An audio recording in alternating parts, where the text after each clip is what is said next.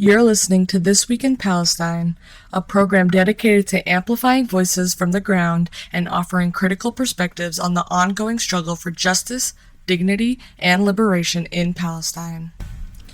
Each week, we bring you stories, analysis, and commentary not only from a Palestinian point of view, but also from a global lens, connecting the dots between local resistance and international dynamics.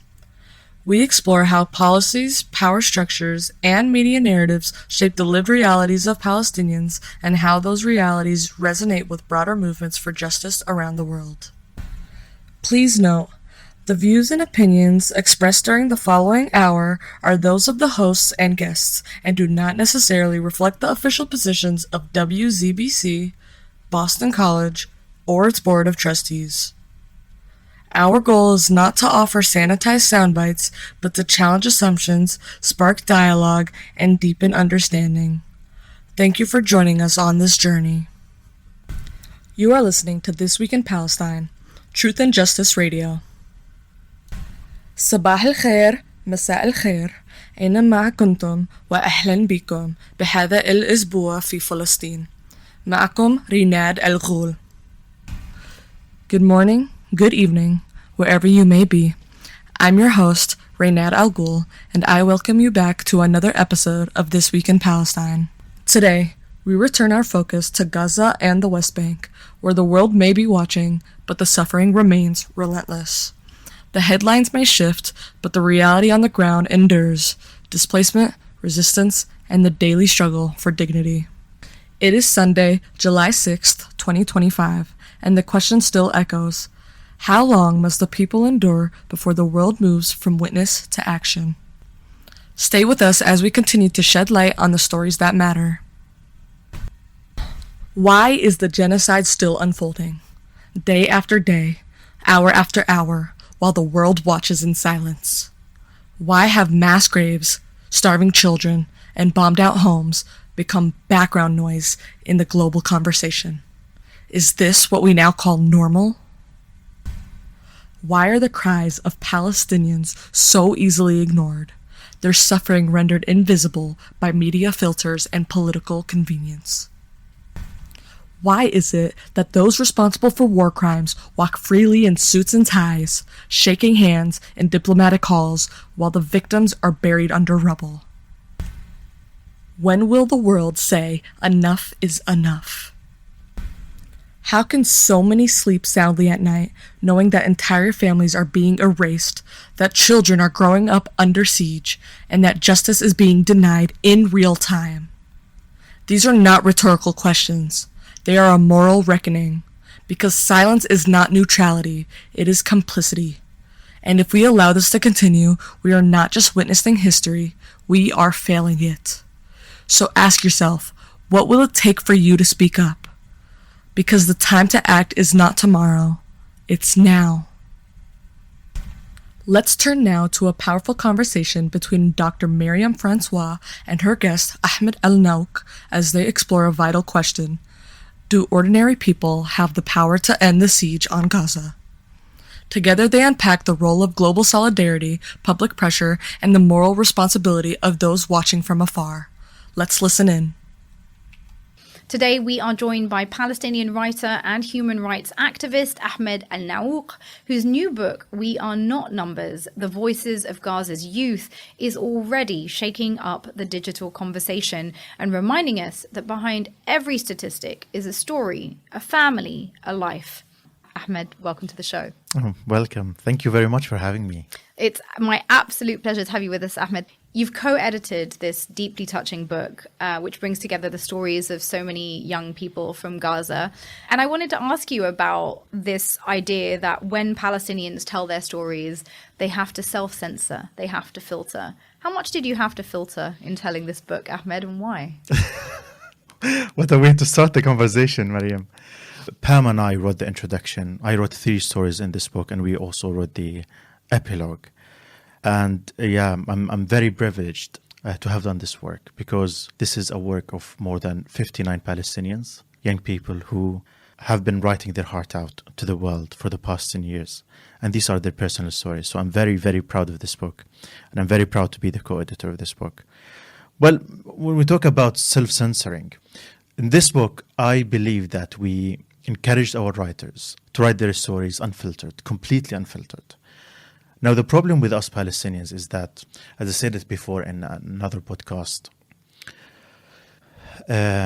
we Palestinians, we don't have the luxury of making a single mistake, because any single mistake you make, you're done, you're cancelled forever. And we don't have the luxury to write everything that comes in our mind, even in our moments of weakness.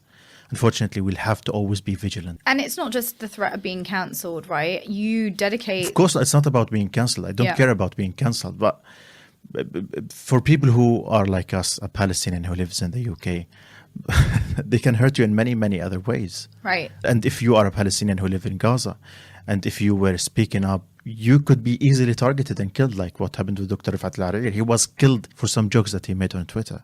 So it's very dangerous to be a Palestinian in this world. And I think that's what I wanted to get at with that question, was that you dedicate this book to Rifat Al-Hariri, who is a poet, a professor, God rest his soul, who, as you say, was killed by Israel in this most recent phase of the genocide.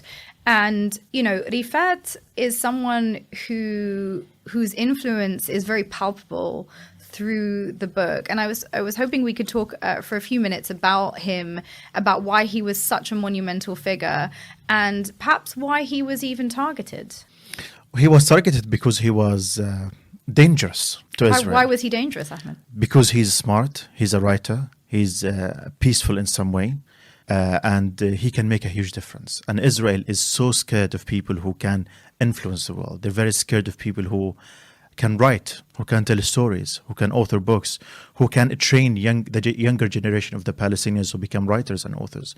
Israel wanted for the past 77 years to really sideline the Palestinian stories, to silence the Palestinians and make the Palestinian stories go nowhere. And people like Rifat Al-Hariri, he wasn't only telling the Palestinian stories, he wasn't only writing, but he was training the younger generations of the Palestinians to tell their stories and to share it with the world.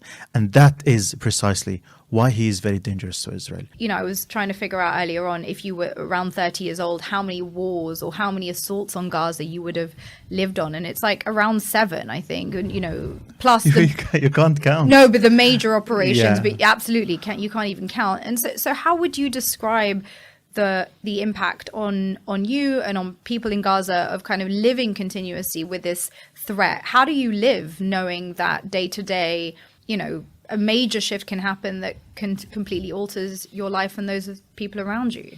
Well, we have a poem in this book written by Basman al-Dirawi, and he's one of the brightest Palestinian poems that I have the pleasure of working with. And he said, I have a degree in wars in one of these poems.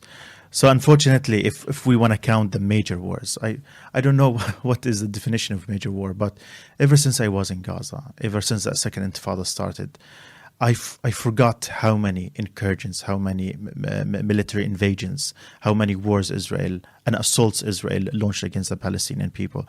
And and I remember one of the earliest stories that we wrote in We Are Not Number, one of our writers, and he said in one of the lines, I grew one war older.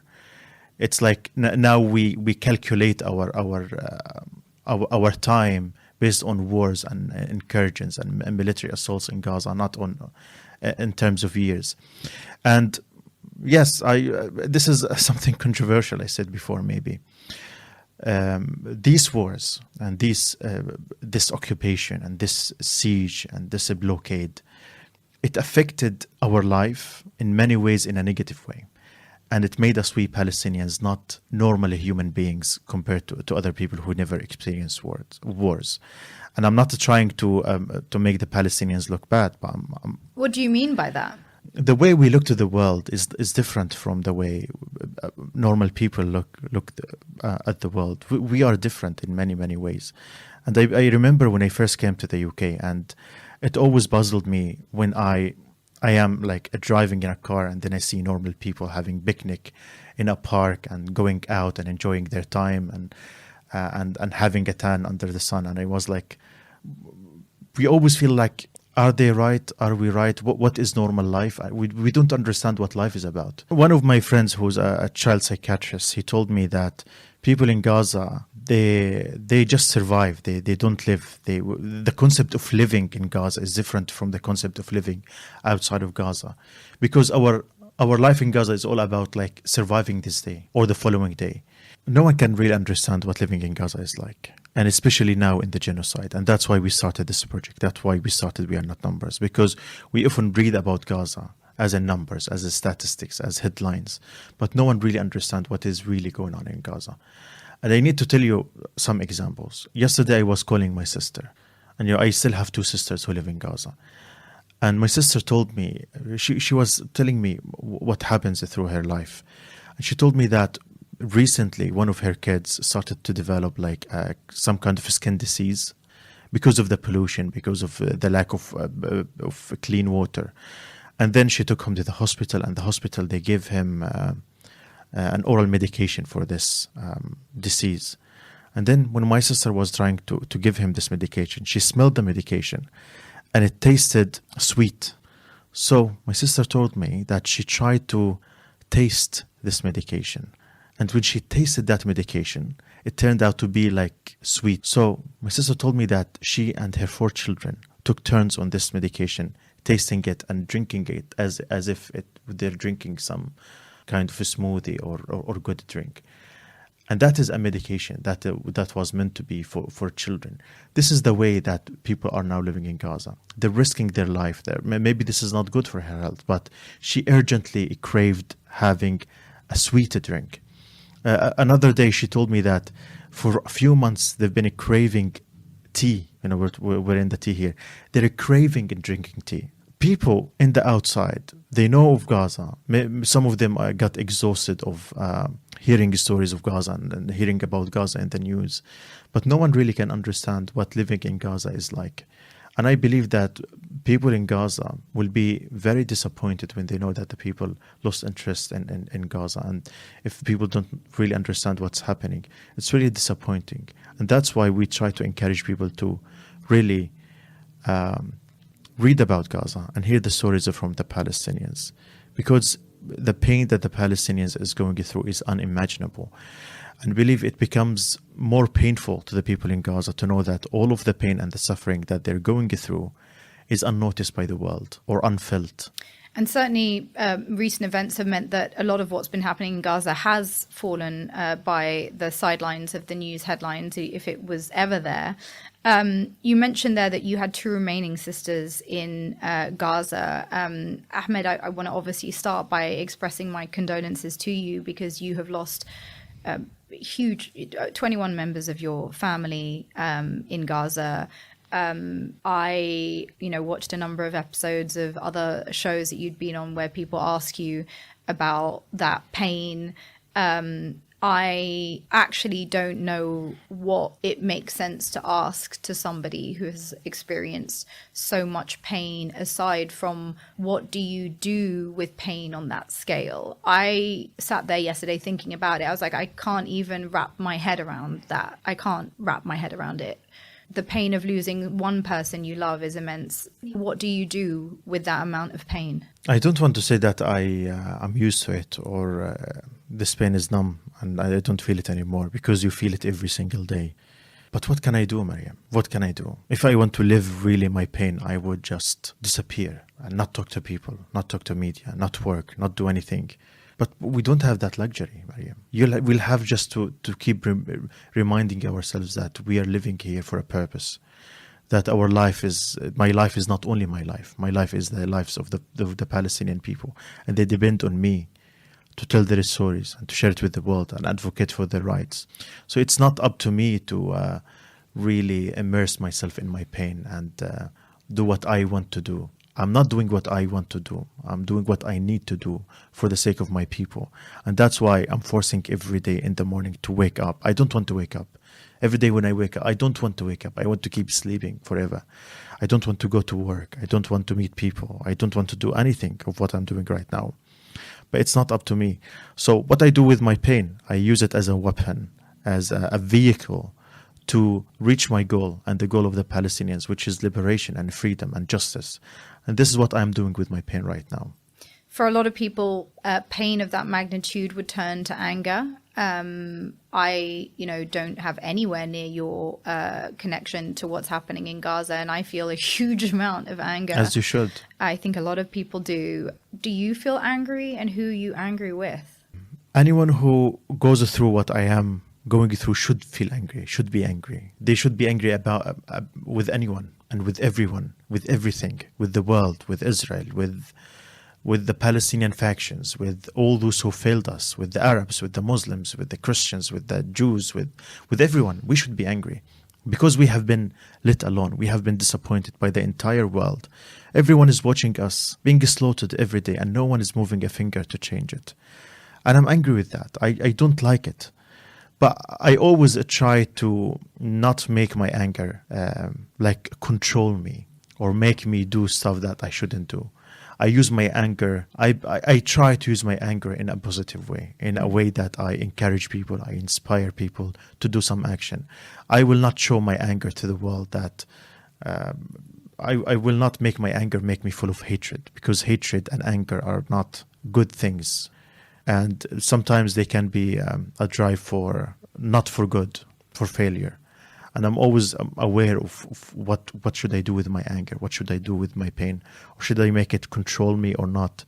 But I do not blame those Palestinians who are very angry at everyone and who show their anger and their disappointment with anyone. They have every right to do so. I just happen to be more calm than the rest of than many of other people, actually. But it's not normal. Maybe I'm not normal. No, and it can be its own form of trauma response, right? I'm sure you've heard that before. You mentioned there feeling abandoned, feeling like the Palestinians have been left to die without, any effort from kind of wider communities. We've seen some efforts, obviously, the flotilla that tried to sail to Gaza and that was stopped by the Israelis. We saw the Great March on Gaza happening where, there were interventions from, I think, probably multiple authorities coordinating a sort of response to stop that also. But that was thousands of people, right, from all over the world who decided to try and head towards Gaza to break the siege. And of course, as we speak today, Zohran Mamdani has just won the NYC mayoral primary. Antoinette Lattouf won in Sydney. No one has yet managed to stop what's happening in Gaza. But do you feel that there is a shift happening? Okay, let's be completely honest and Let's clear. be honest. Let's be honest. The 12 activists who sailed to Gaza, I think of them as the best of the world, as the cream of the cream. They're the best of the humanity. Millions of people have watched us being slaughtered day and night.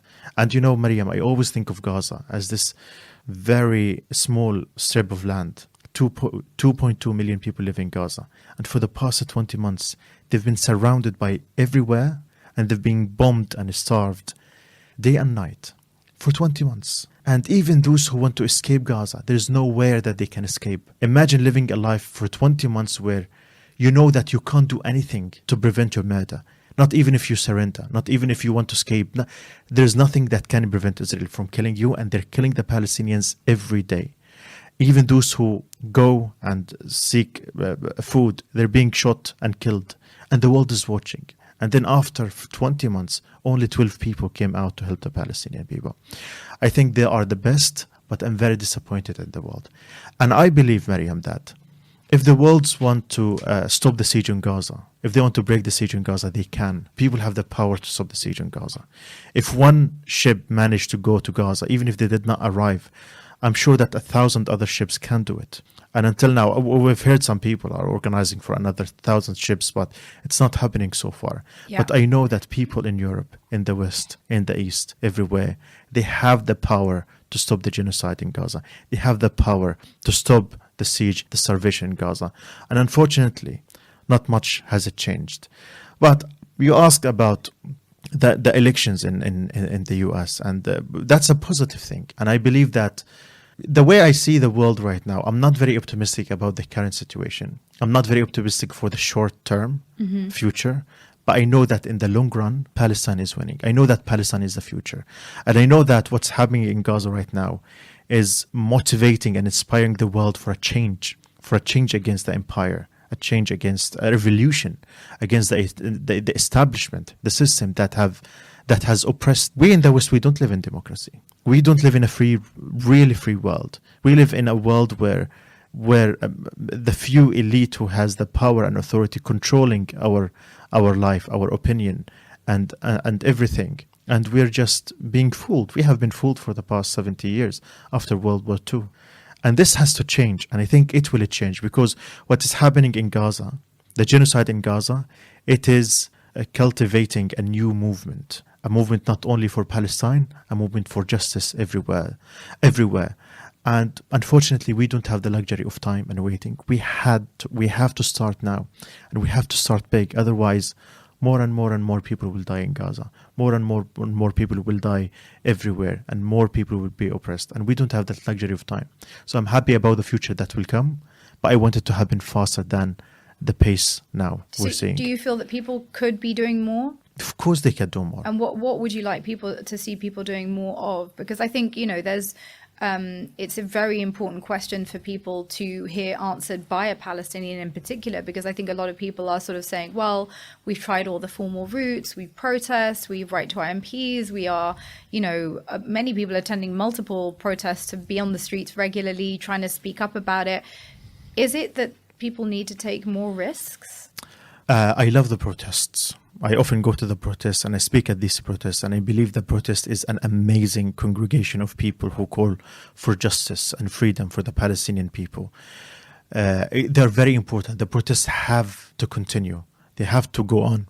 But at the same time, my message to these people who are going to these protests, if you think going to these protests is enough, that you're doing what you have to do by going to these protests, then please don't go to these protests. Because the protest is not enough, definitely is not enough. And we have been trying these protests for the past 20 months. As I said, I love the protests. Everyone should go to these protests, but they're not enough. We did not stop the genocide by participating in these protests only. So we have to scale up. We have to level up our action. And at the same time, we have to do all the action that we have to do. It has to be legal and by the law. And it's very important. I don't want people to risk their life, because we need people. But at the same time, I know that there's a lot of things that you can do according to the law that can stop the genocide. We have been calling for BDS for a long time. And I believe the boycott and the divestment, and sanctions, it's doing well, but not so many people are committing to these causes. Mm-hmm. I've been calling to boycott the BBC, boycott the Sky News, protest at their doors. I want permanent occupations. Mm-hmm. We want permanent occupation of the parliament, of the foreign office, of 10 Downing Street. I want to see people there day and night, erecting their tents and staying there until the genocide ends. If we're not doing this, the least we can do is to do permanent occupation. The least we can do is to force the trade unions to stop funding Labour Party, which is complicit in the genocide, for example. Yeah. More and more people need to level up and scale up their action for Palestine. Because right now, if we don't make an action, I think it will be too late very, very soon. And if Israel wins in Gaza, if Israel managed to destroy Gaza and kill everyone, or ethnically cleanse people in Gaza, I think there is no going back. Israel must not win in this. You mentioned that you still have relatives in Gaza. Presumably they are having to try and get food in the same way as everybody else is. We've seen the replacement of UNRWA, which for 70 years was responsible for delivering aid to Palestinians, across the region, actually. They've now been replaced by this organization, the Gaza Humanitarian Foundation, which, when they are sort of delivering the aid, we are seeing hundreds of Palestinians being killed at those sites. What do you make of the GHF, and why has it been brought in to replace UNRWA, really? Simple. UNRWA was helping the Palestinian people. They were distributing aid and food and medication, education for the Palestinian people. And Israeli plan has always been clear from the beginning of this genocide.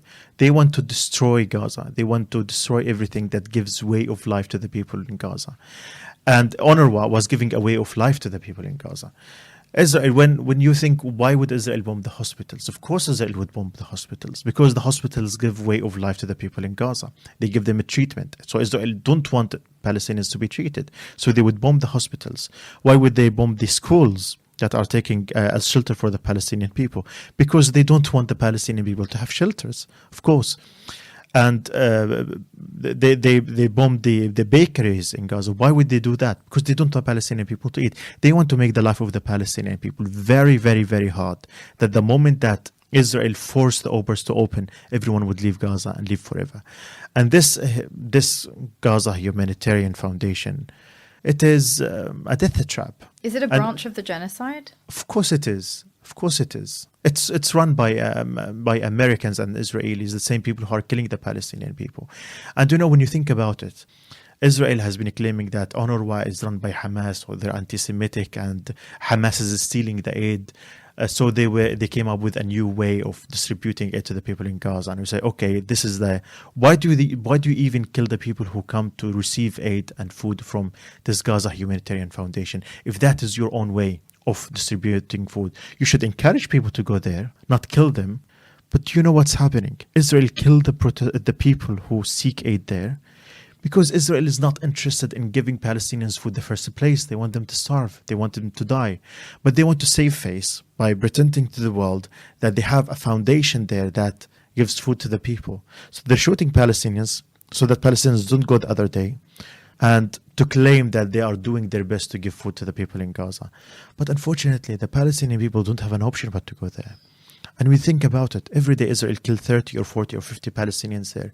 And the other day, Palestinians would go again and again and again. And you would wonder, why would people go there if they're being killed eventually? If thousands of people were injured? It is because they don't have any other option. Right. Because these fathers, these mothers, when they see their little kids starving to death, they would go and risk their lives, even if that means they will die. They think that even dying, even being shot and killed, is better than hearing your children scream for food. And they do it over and over and over again. And unfortunately, Mariam, the world is watching.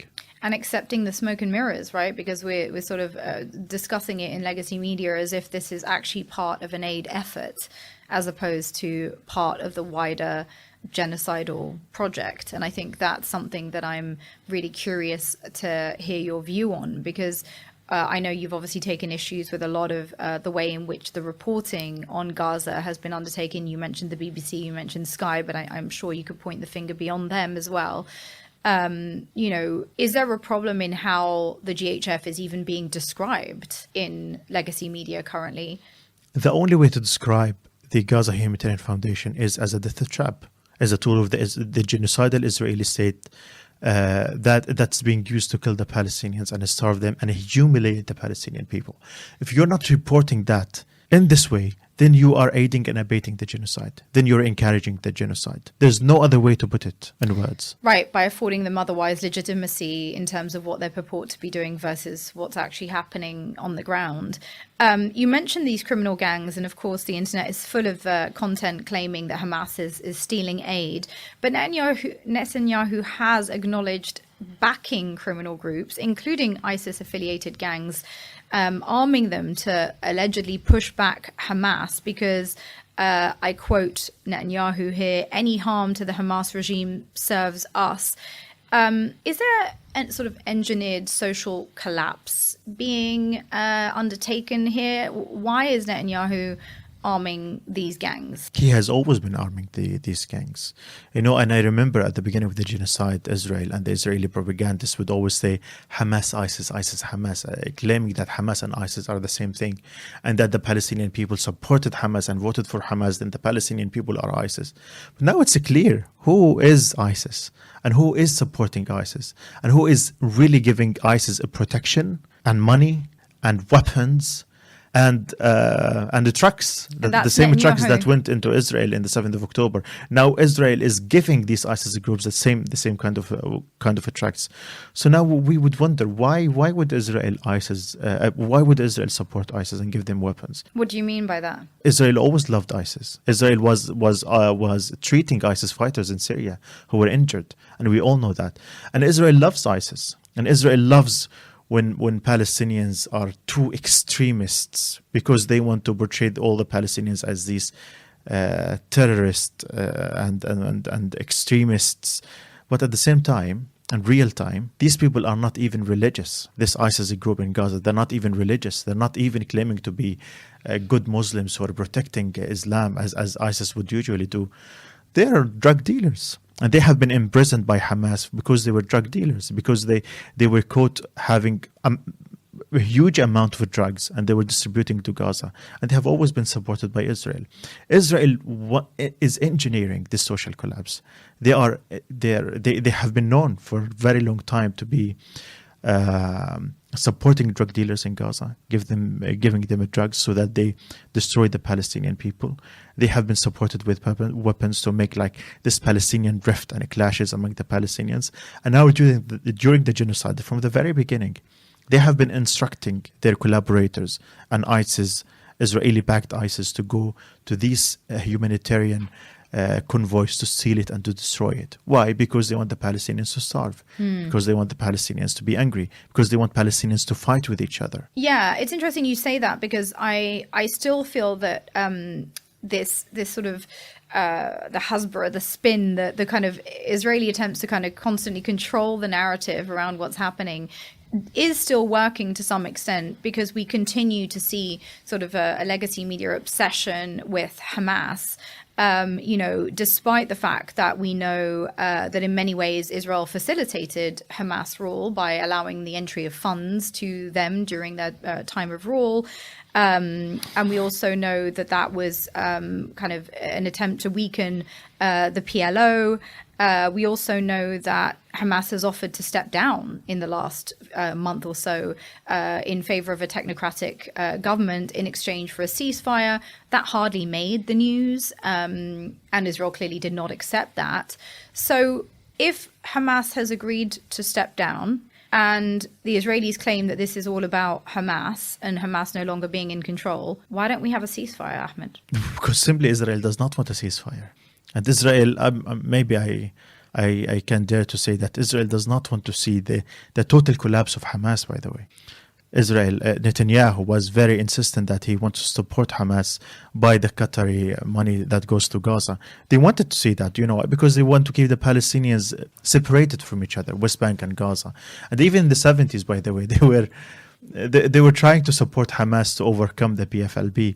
That was the Israeli way. I'm not saying that Hamas is a direct product of Israel and Israel loves Hamas or Hamas loves Israel. Of course not. That's not the case.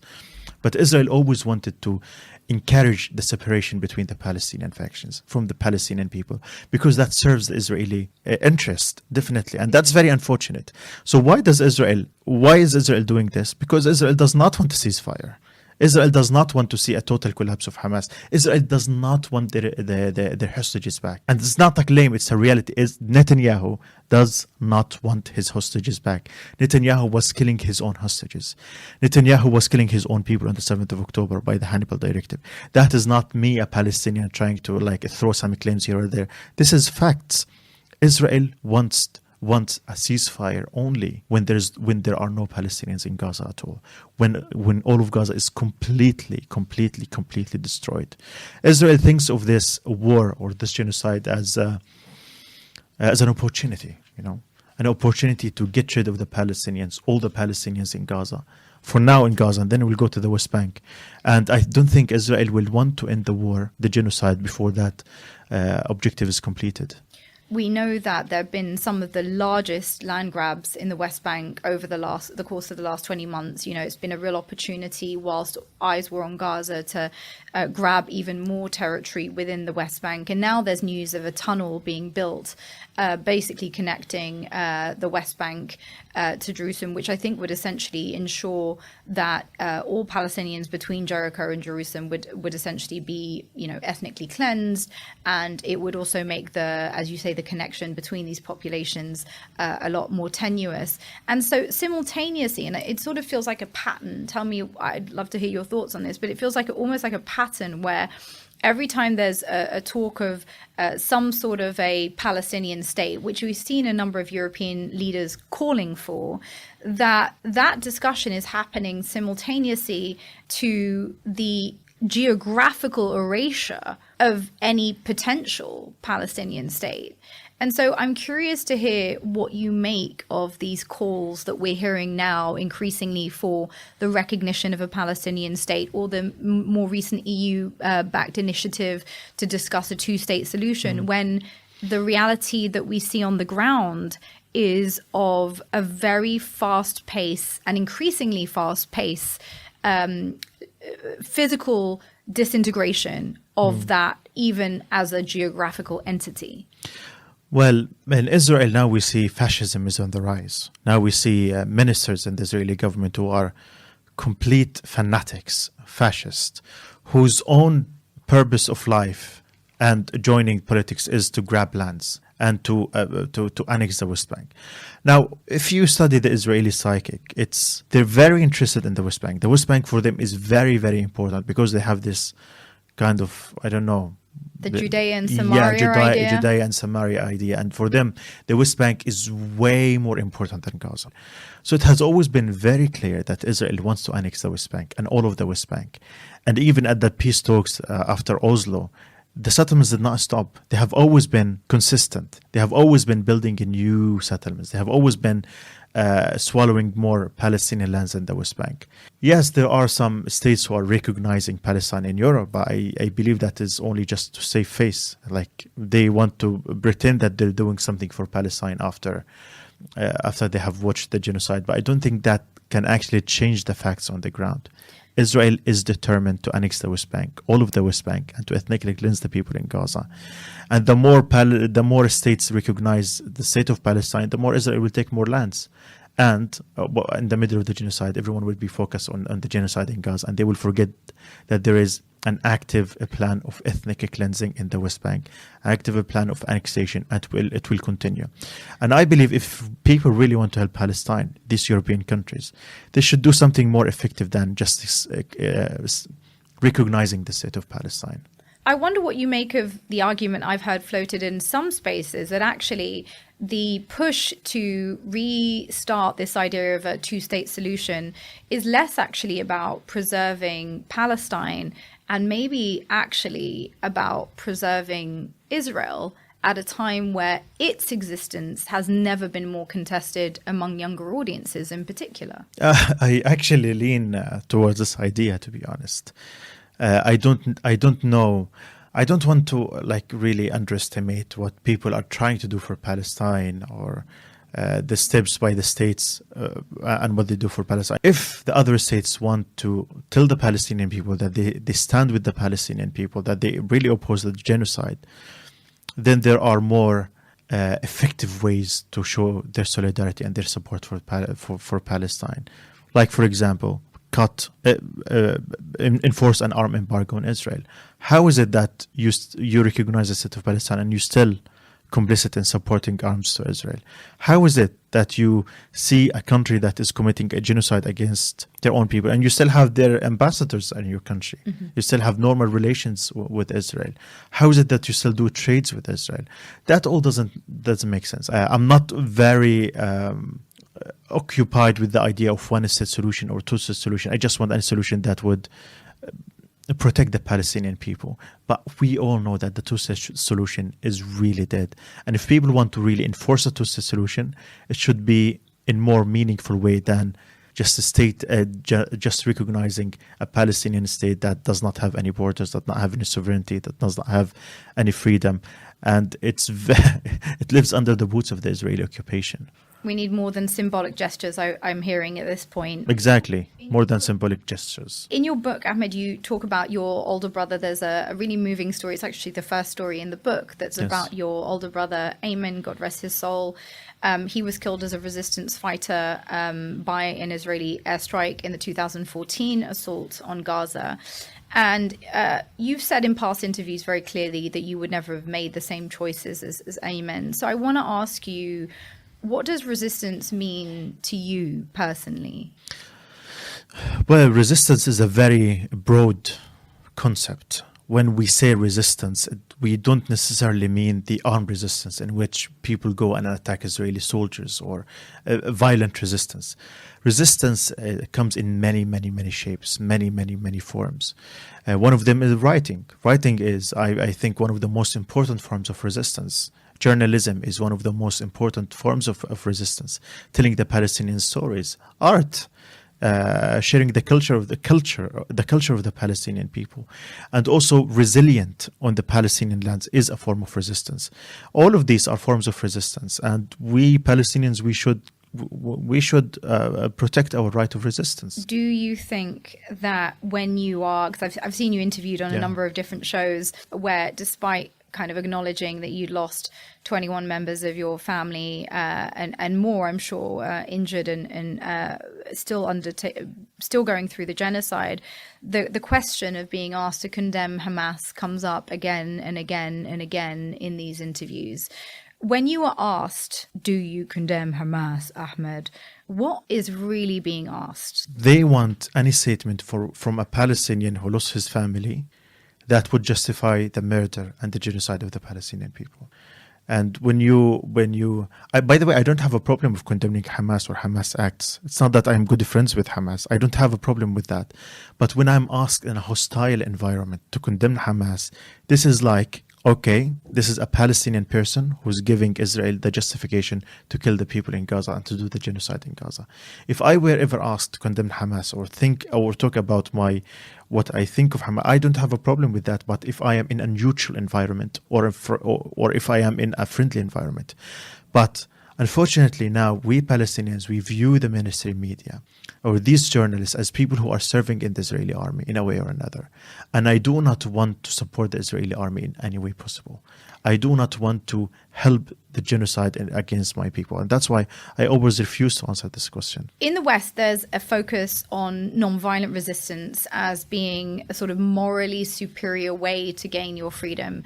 And I'm sure that's got nothing to do with the fact that most of the time the movements in question are fighting against Western forces or Western forms of occupation or colonization. Sure, it's not to do with that at all. But you've talked about storytelling as a really important form of resistance. How effective has non-violent resistance proven for Palestinians?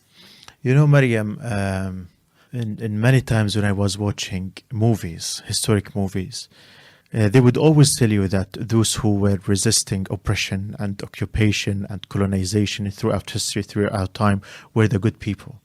Even when you use the armed resistance against the oppression, you would always be described as a good person, as someone who is a freedom fighter. Freedom fighters were there everywhere, all through time, all through history. The Italians resisted the occupation at some time, and this song Bella Ciao, it was about like commending the people who are freedom fighting, and in Algeria, in South Africa, and everywhere. Even in my country, in France, we celebrate the resistance fighters. Of course, it has always been. Normal people would always view that those who are resisting the occupation, those who are resisting oppression, those who are fighting back against genocide and colonization and settler colonial regimes, throughout history, throughout time, they have always been described as freedom fighters. But when it comes to Palestine, everyone is so scared to talk about resistance. As if you resist the occupation that is Israel, then you are a terrorist. And that is really wrong. I mean, let me say it in a more clear way. If you are someone who calls yourself a pro-Palestine, and you think that the Palestinian people do not deserve to have the right of armed resistance, then we do not need your solidarity and support. Go away. We don't need you. We, the Palestinian people, we are a people. We are humans. And we deserve every right as everyone else. And we are a people who abide by the laws, by the international law. And the international law says people who live under occupation, and Palestine is known to be a country that lives under occupation. It's internationally recognized as being under occupation. Yeah, we are called the occupied Palestinian territories here in the UK and the US, everywhere. And if you think that and according to the international law, we have the right to resist the occupation by all means possible.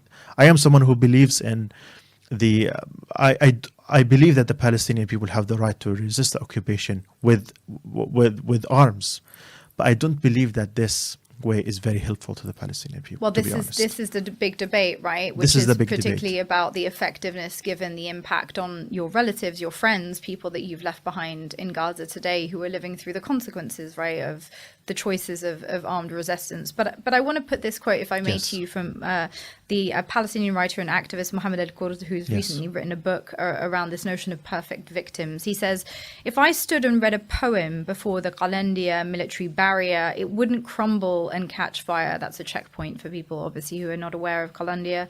Then he asked, what is the role of literature? Who does it serve here in the English-speaking world, in fancy hotel lobbies and Ivy League auditoriums, planets away from the makeshift rifles of the refugee camps? It's hard to say. It's hard to imagine what a poem can do in the barrel of a gun. That's very powerful. Yeah, I'm someone who's always, like you, believed in the power of storytelling, and I have to say that the last 20 months have challenged my personal beliefs around this area. I still believe in the power of stories. It's part of why I do what I do, but I'm definitely shaken in a profound way about the extent to which, people like yourself and people even, in Gaza would be asked to use methods that are often inaudible to Western audiences.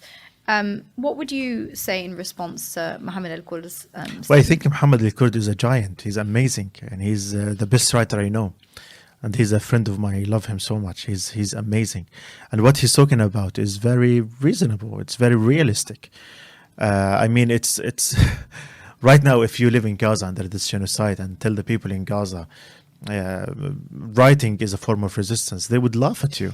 They will tell you, what are you talking about? Do you think if I read a poem to the Israeli F-16, it will stop bombing me? Of course not.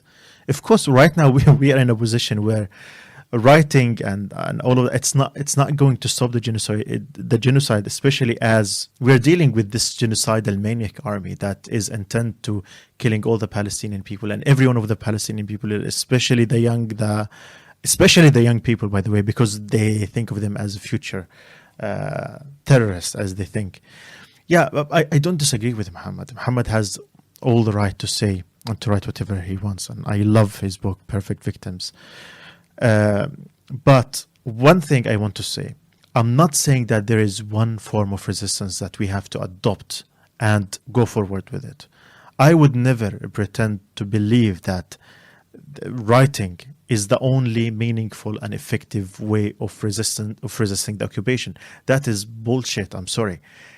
I want to put another statement by another intellectual giant here from the African-American civil rights movement. Assata Shakur once said that nobody in the world, nobody in history has ever gotten their freedom by appealing to the moral sense of the people who were oppressing them.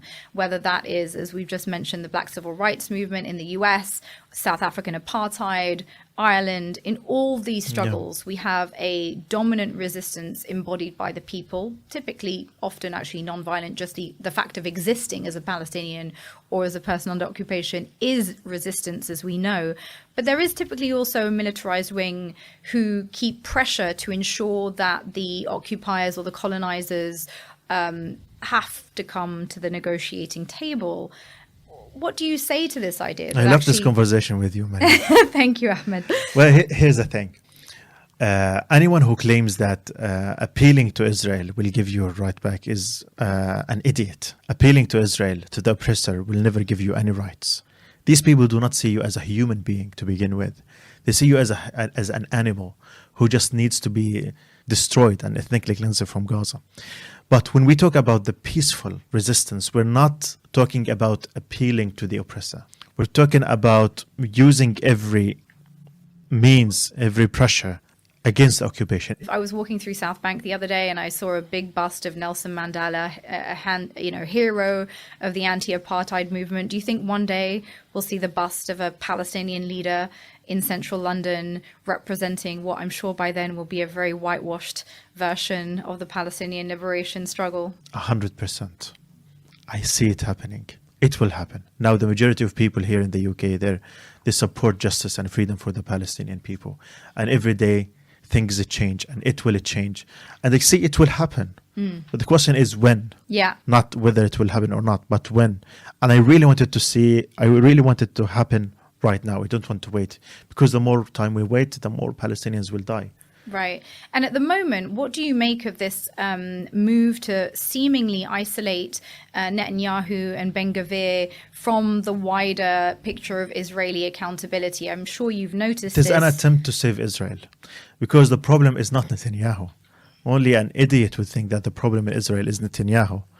The problem is all of the system in Israel and all of the system that is behind Israel. The system that sees different people better than others, different people more superior than others, people who back Israel and people who support Israel from within. All of that system is flawed, is problematic.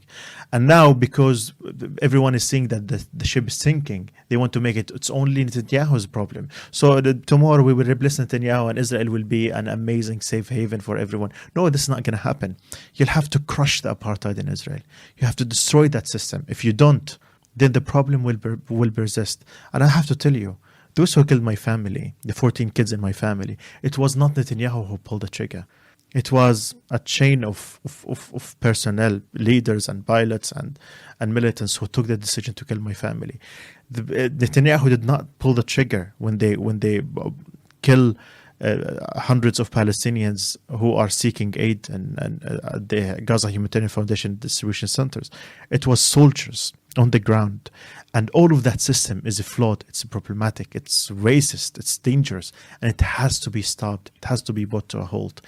The problem is not only Netanyahu. Netanyahu is only the face of the problem.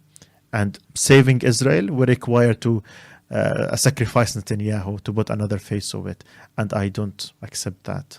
For a long time, the Palestinian cause has been a central issue in the Arab public imagination, right? It's been one of the most unifying causes, I would argue, amongst the Arab and Muslim world. But when we look at Gaza today and even what's happening in the West Bank, what's happening in Palestine across the board, we see isolation, right? You mentioned this earlier on. We've seen several Latin American countries, Brazil, Bolivia, Chile, Colombia, who have publicly recalled ambassadors to Israel or downgraded their ties, but not a single Arab state has done so. What do you make of that? I know that the Arab people, all of them, their hearts are with the Palestinian people. Listen, I've been to Egypt. The Egyptian people are the nicest people ever. I love the Egyptian people. And I've been in many different other countries, and they all love Palestine. I know where the hearts of the Arabs are. They are with the Palestinian people, and they hate the oppression and they hate the occupation as much as we Palestinians do. But I'm just disappointed that the least that the governments can do is to end their normalization with Israel, to cut their diplomatic ties with Israel. And I understand that they can't go militarily and save Gaza. I know they can't, but at least show us that you care about us. Because right now I'm disappointed. So, according to Dr. Imad Kehab, the Director of Research and Analysis at the Arab Center in Washington, the abandonment of the Palestinians is directly related to the Arab governments becoming more authoritarian and their continuing political and economic dependence on the United States. Do you see a connection between this sort of reworking of the region over the last few decades, where we have seen, post-independence in the Middle East, from the 1960s onwards, the emergence of, essentially Western-backed dictatorships across much of the region, and the extent to which that is now decoupling national liberation struggles, people's attempts to kind of survive under authoritarianism from the wider Arab liberation movement, of which I think Palestine was often seen as the front line. I just wish that the Arabs, the Arabic regimes, really see Israel for what it really is. And it's not just a matter about Palestine or the Palestinian liberation. It is about them as well. When Israel is done with the Palestinians, they will come for the Arabs. They will come for Egypt. They will come for Jordan. They will come for Syria. They will come for Lebanon. They have come for Syria and Lebanon. But they will come even more. Is the Israeli ideology, the Zionist ideology, is not that they're content and settled with what they have. They have expansionist colonial ideology, and they want to expand and expand and expand.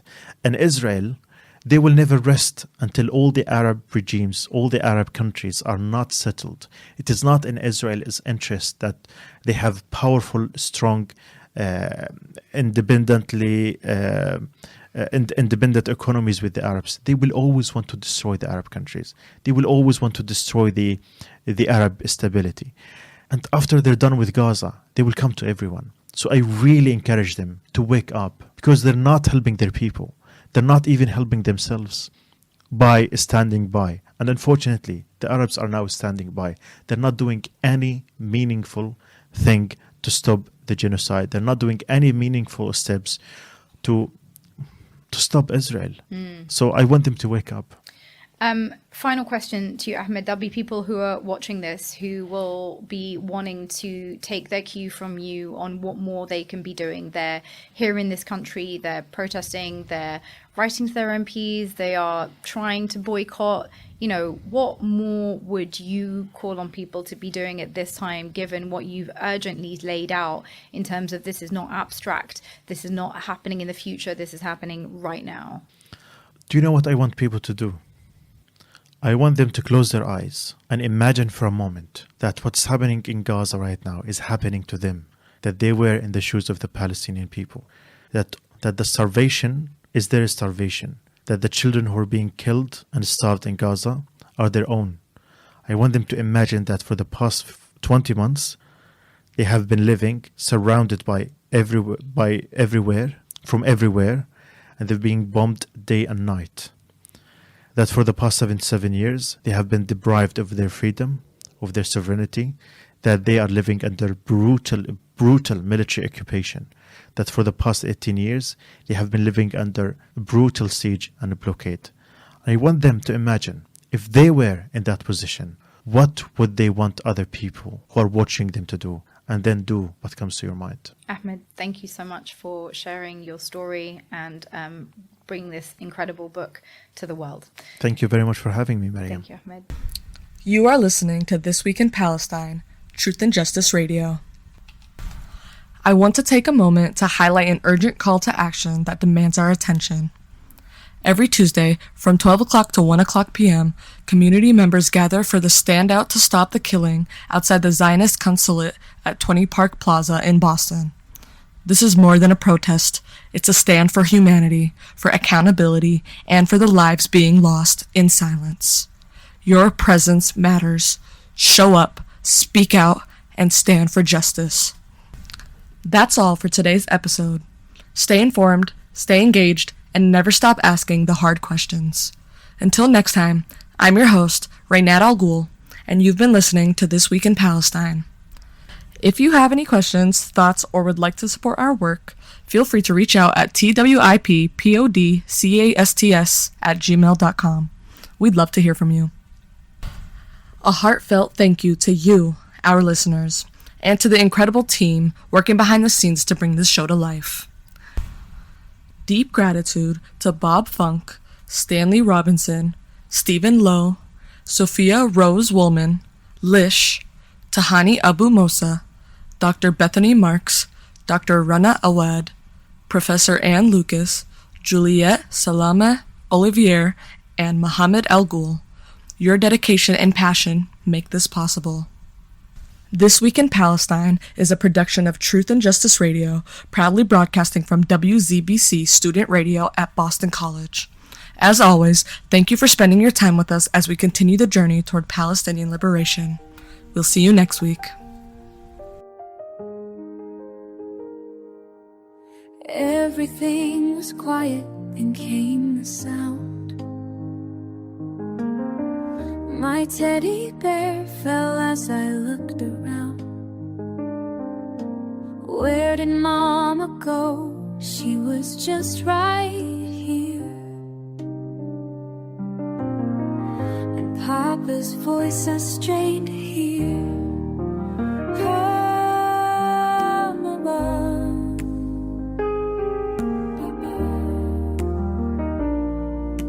Why is it so dark in here? Where did all the light go? Can anyone hear me? I just wanna know. La la la. Oh. Strange faces gather, they're taking me away. My small voice trembles, I beg them to stay. Please find my sister, she's just a baby still.